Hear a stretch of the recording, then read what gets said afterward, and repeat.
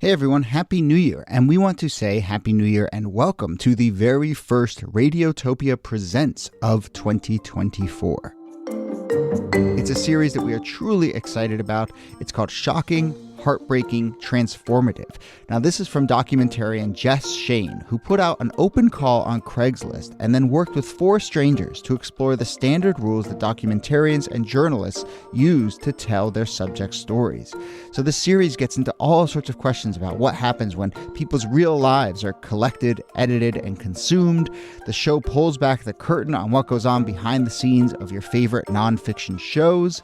And then it turns in on itself and some really interesting twists and turns along the way in the making of the show. I've gotten to know Jess a little bit over the making of this show. Every time I chat with her, there's a new wrinkle to this story. It is really incredible. So go check out the new Radiotopia Presents series, Shocking, Heartbreaking, Transformative. It is out now on your favorite podcast platform.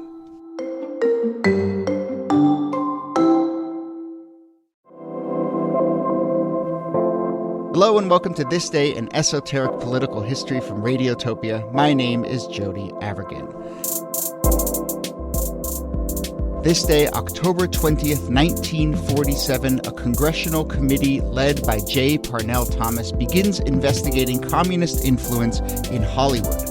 This is part of a larger, decades-long effort from the House Un-American Activities Committee to investigate so-called disloyal activity on the part of American citizens and companies and others. Most of it, of course, focused on fears of communist infiltration here at home.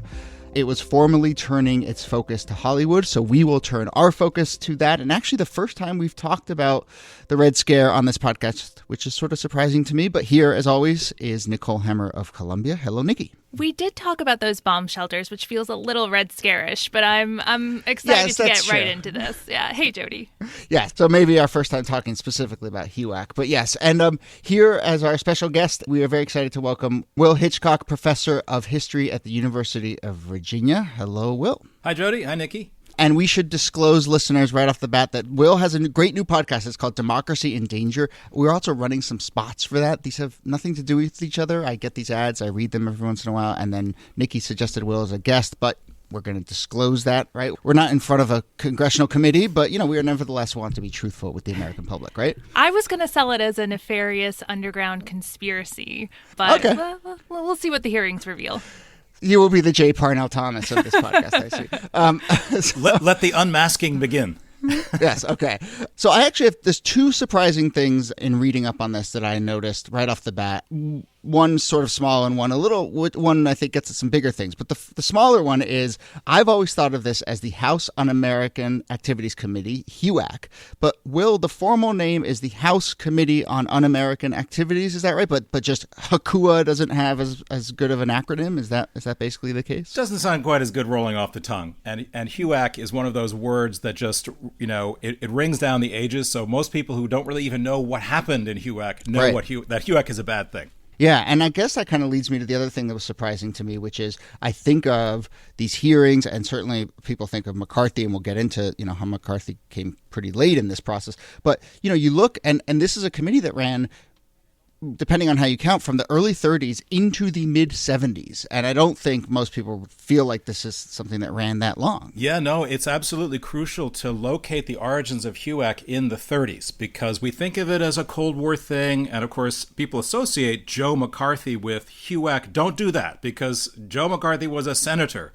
The guy we should actually associate with HUAC who was a congressman in the late 40s is Richard Nixon. We'll come on to that. But it starts in the 30s, and it's important to realize, why the 30s? What was it about the 30s that people were worried about un-American activities? And that's a rich story. Yeah, I mean, it starts with Nazi hunting, which is always a good start for any committee. But then it switches over the course of the 1930s as more conservative congressmen come in to take it over to start investigating communism and communist influence in the U.S., which would often target things like labor unions. So it takes that switch. I mean, even though the Nazi threat is still quite present in the late 1930s, the shift in mission is already happening. Yeah, and I think we should really use the words that the acronym gives us. The key one there is un-American. Well, what the heck is un-American mean? And that is the Rosetta Stone of this whole story. Yeah. Because un-American could mean lots of different things depending on who you were targeting and depending on who was using that term. Right, and clearly is a term that is at the mercy of all sorts of larger forces and political agendas over the course of time. So yes, I think naming it that broadly means that you can go in many directions. I do want to get to the Hollywood angle of this, but on that point, I mean, Will, do you feel like the mission creep in terms of HUAC over time was a reflection of just the geopolitics of the world, or at least the country, or were there, particular actors at any given point who were taking advantage of this committee to go after particular kinds of un-Americans? Yeah.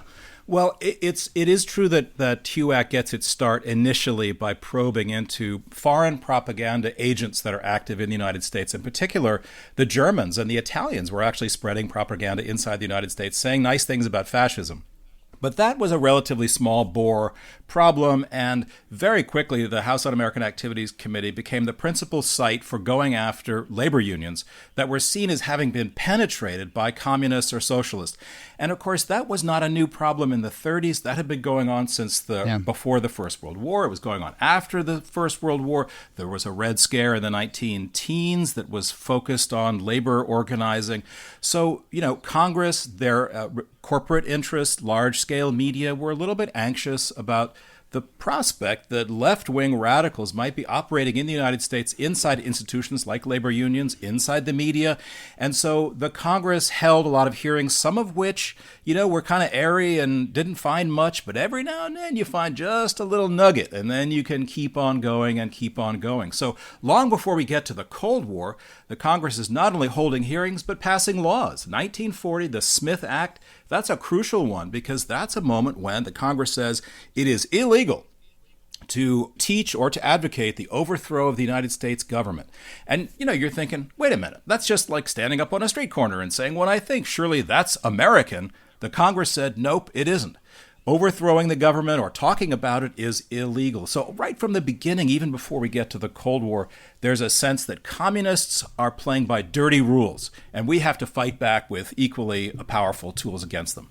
Right. Though I do think, and I think we can get to this, this balance between enacting legislation versus doing theater and grandstanding or whatever you want to call it is a really interesting one throughout. But Niki, this turn in 1947 to Hollywood, give us the context for why this happens at that time and what has come before it, and why it's now turning its focus in that way. Yeah, so this is actually a pretty good link between what Will was just saying and this story that more of us know about this Red Scare in Hollywood and the blacklist that comes out of it.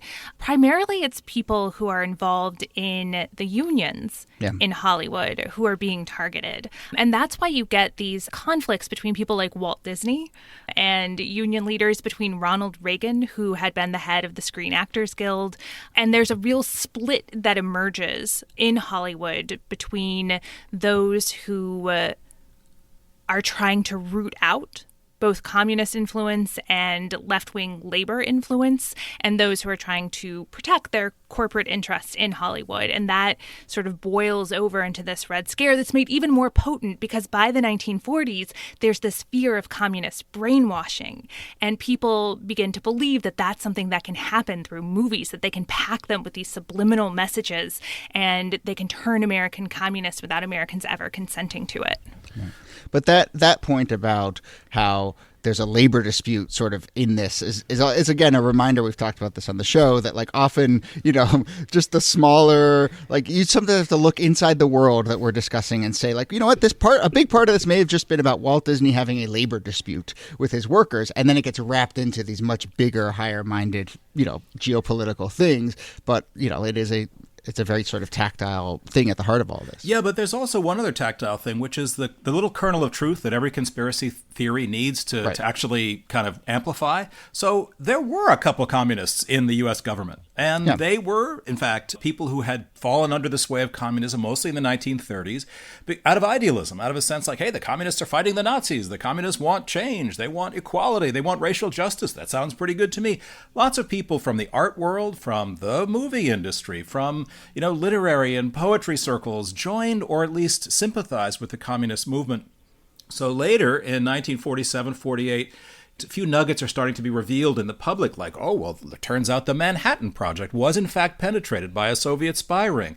In 1948, more data about the number of spies inside the government is starting to become widely known. So when HUAC turns its attention onto the Hollywood 10, they know that they've got like a juicy target, because a lot of those screenwriters had been left-wingers. They had been radicals back in the 30s, and they fought it out under the glare of the public, spotlight. But it made the Hollywood writers look bad because there was a lot of other negative information about communism coming out at the same time. You said the Hollywood 10. What is that? Well, these are 10 people who were called as witnesses before HUAC and asked to answer for their allegiance, their alleged allegiance to the Communist Party. Are you now, or have you ever been, a member of the Communist Party? They were asked that question, and they were asked about their union affiliations. But the Hollywood 10 did something that a lot of people don't do anymore. They did not take the fifth. They did not say, oh, I'm just not going to say anything. Instead, they were like, I'm not going to answer your question, but I'm going to give you a political speech. And the gavel came down, the sergeant-at-arms took them away, and they were cited for contempt. They did a short amount of prison time in some cases, heavy fines, and their reputations were tarnished. They were put on the infamous blacklist. So, yeah, I mean, the power of the public scrutiny was intense, and the public opinion sided with the forces of order, if you like to call them that, overwhelmingly. And that is a big reason why the Red Scare really did harm and destroy a lot of lives. Over 300 people would eventually be put on the blacklist. And any association with communism or any association with not telling the truth, not confessing, it worked both ways, and people could be ruined whether they talked or not. Yeah, part of the brilliance of HUAC was its ability to make the question the one that Will just said, are you now or have you ever been a member of the Communist Party, instead of, do you have the right to freely associate with people? Do you have the right under the First Amendment to say what you believe? Like the framing of the question became one that was much more favorable to commie hunters than it was for, say, civil libertarians. Well, and also in that question, there's an assumption that answering yes means that you're un-American, right? The question is not, are you a loyal American? The question is, do you have this particular affiliation? And since it's being done under the guise of a hunting for un-Americans, then, the answer becomes the answer. And un-American is a powerful epithet. I mean, it suggests that you're in the control of a foreign government, which is exactly what the Communist Party, was targeted with, was being controlled by Moscow. And unfortunately, the Communist Party of the United States did fall into that camp. They did take orders from Moscow at certain times, and it made them look as if they were essentially agents of a foreign government, whereas so many of the sort of idealistic, folk singers and poets of the 30s could care less about what Moscow was saying. They were just sort of generic left-wingers. But it didn't matter that HUAC was able to take advantage of the sinister, secretive impression that the Communist Party gave to tarnish anybody who had ever said anything nice about folk music and left-wing ideas of any kind. So it was very easy to move from one concrete discovery to a whole set of allegations, much of which were totally bogus. In the decades since, I suppose it's no surprise that when you're talking about Hollywood, the story in popular culture has focused on the Hollywood 10 and the people who resisted and then the people who ended up on the blacklist.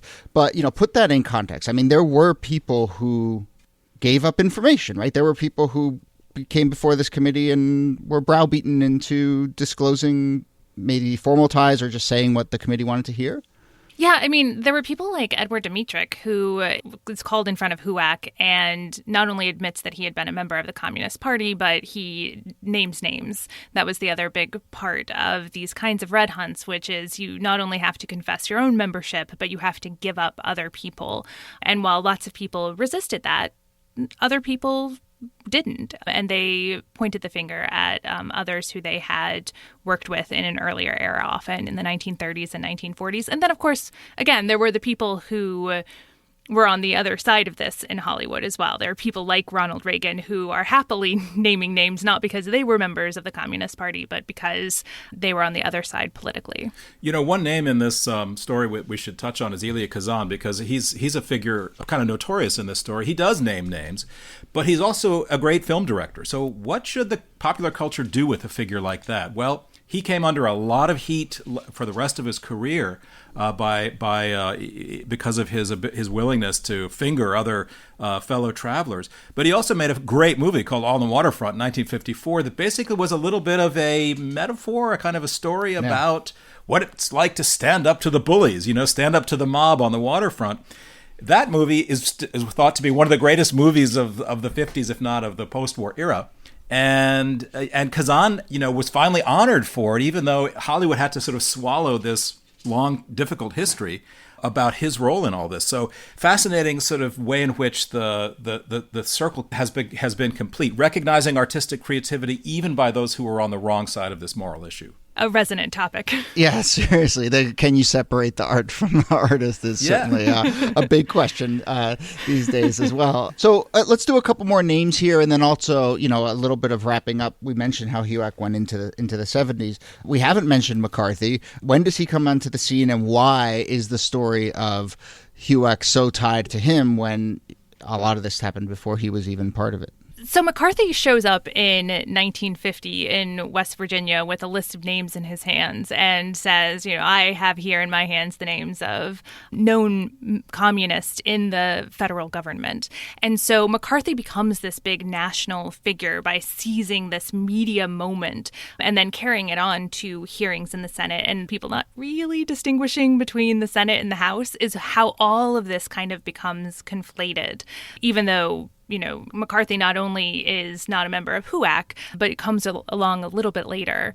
And then this whole era just kind of becomes known as the McCarthy era because his presence, in part because of his media mastery, overwhelms this entire conversation. Yeah, I would just point to one date that's helpful to remember, which is 1946. It's the year that both Richard Nixon and Joseph McCarthy come into the Congress. Richard Nixon gets elected to the House, McCarthy gets elected to the Senate.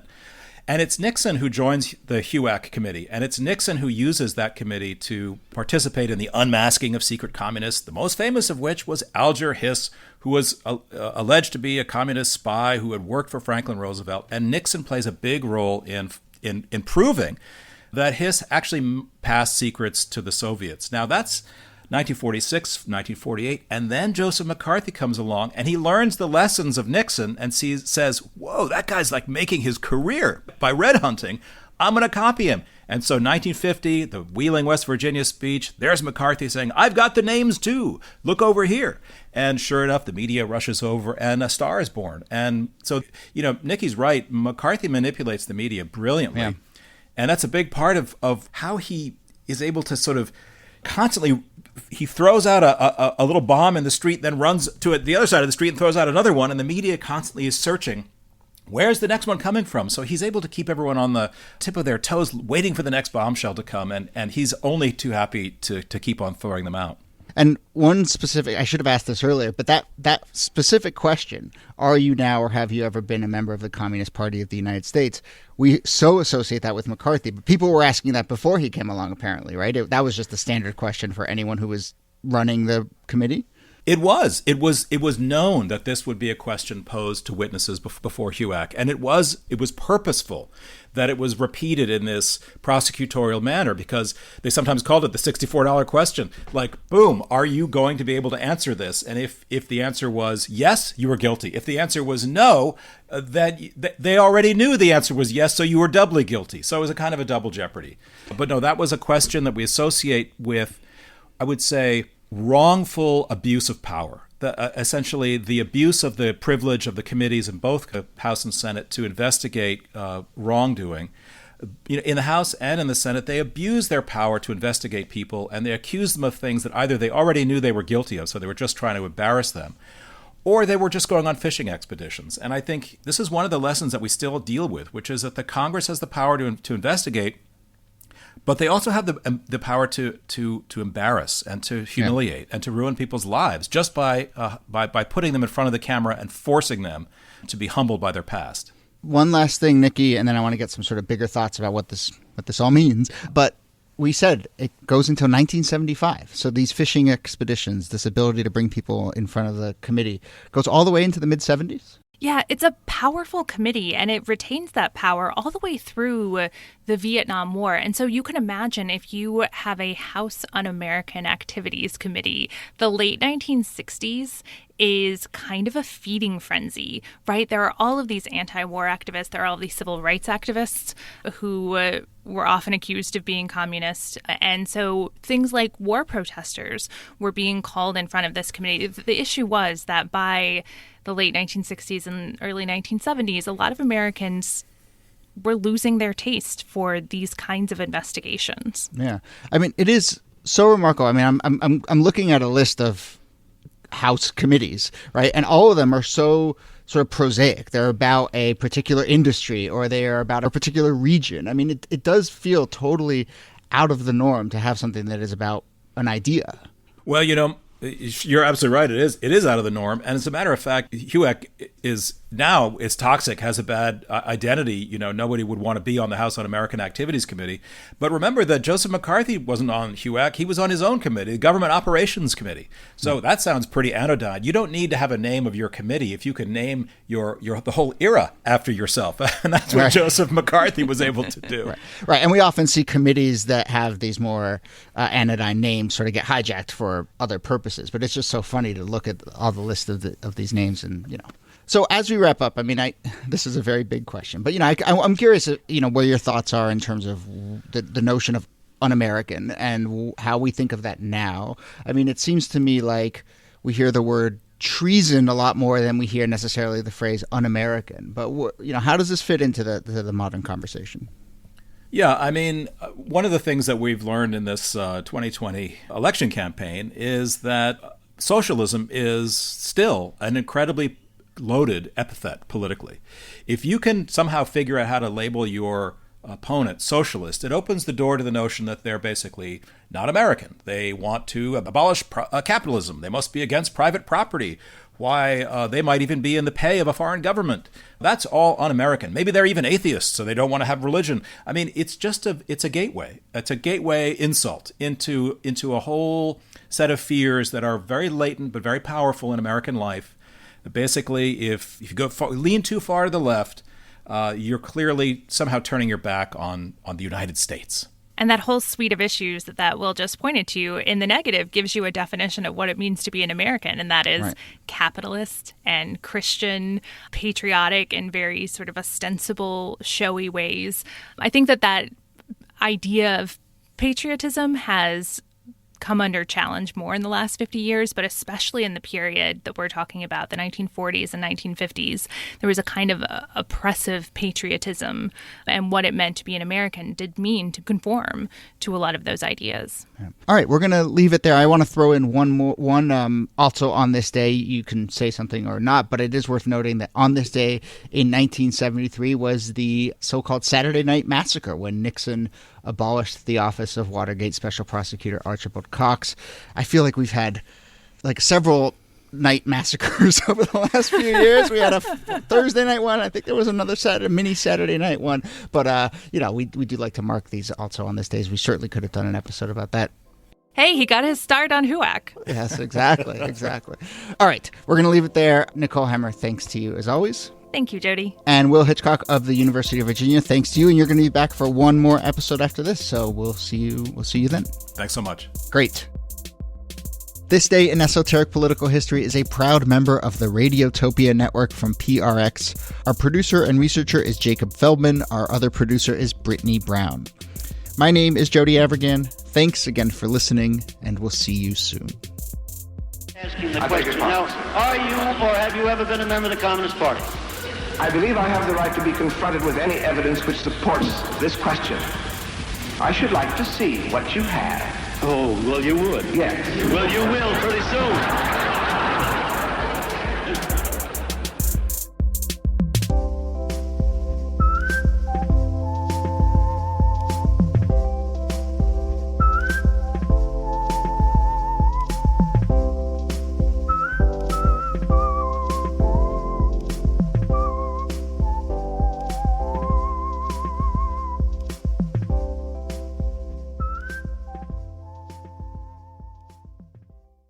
Radiotopia.